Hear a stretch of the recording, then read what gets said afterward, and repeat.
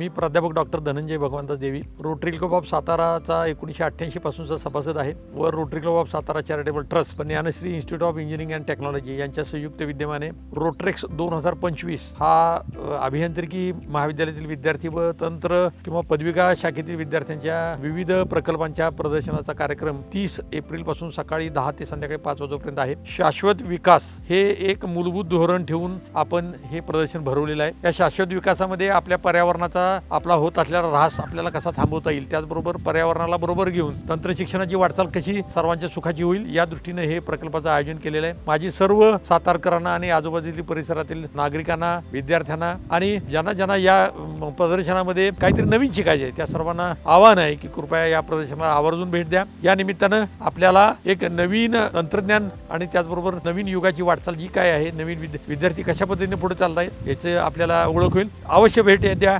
रोट्रेक्स 2025 दिनांक 30 एप्रिल 2025।